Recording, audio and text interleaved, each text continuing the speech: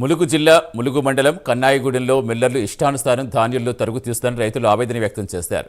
కాంగ్రెస్ ప్రభుత్వం అధికారంలోకి వచ్చి ఏడాది గడుస్తున్నప్పటికీ ఎన్నికల్లో ఇచ్చిన హామీలు నెరవేర్చడంలో విఫలమైందని ములుగు జిల్లా మాజీ గ్రంథాలయ చైర్మన్ గోవింద్ నాయక్ వాపోయారు. ఎకరానికి దాదాపుగా 20 బస్తాల వడ్లు అంటే రేవంత్ ప్రభుత్వం ఏం చెప్పిందంటే సన్న వడ్లు వేయండి, సన్న వడ్లు వేస్తేనే మేము కొనుగోలు చేస్తాం అని చెప్పే క్రమంలో అందరు రైతులు కలిసి మరి ఊళ్ళల్లా సన్నవడ్లే వేయడం జరిగింది. సన్నవడ్లు వేసిన తర్వాత ఇప్పుడు వాళ్ళు ఊళ్ళల్లా కల్లాల దగ్గర తూర్పాలు పట్టుకున్నా కూడా ఆ వడ్లను ఆరబెట్టినా కూడా ఈ వడ్లు కరెక్ట్ తూకానికి వస్తలేవు అని వాళ్ళ దగ్గర మరి తూకం దగ్గర కూడా కట్ చేయడం జరుగుతుంది.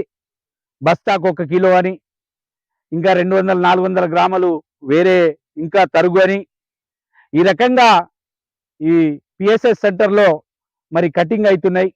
మా గ్రామంలోని వడ్ల కొనుగోలు సెంటర్ పెట్టిలు. అందులో వడ్లు ఎకరానికి ఒక సన్న వడ్లు పెట్టమని రేవంత్ రెడ్డి ప్రభుత్వం చెప్పిండ్రు కానీ చెప్పినట్టు మేము అందరం సన్న వడ్లే పెట్టినాం.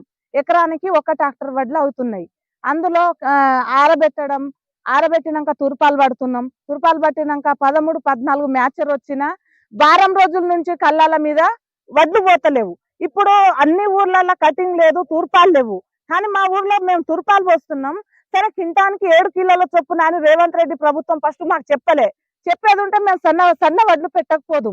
ఒకవేళ సన్న వడ్లు మేము ఇంతకు ముందు దొడ్డు వడ్లు పెట్టినాం, ఎకరాన 2 ట్రాక్టర్ల వడ్లు అయినాయి, రైతు బాగుపడ్డాడు. కానీ సన్న వడ్లు పెట్టి ఎకరాన 7 క్వింటాన్లు కటింగ్ అయ్యి మిల్లర్ల దగ్గర బస్తాలు దిగుతలేవు. పోయిన లారీలు ఇప్పటి వరకు దిగకుండా రైతులను మస్తు ఇబ్బంది పెడతారు.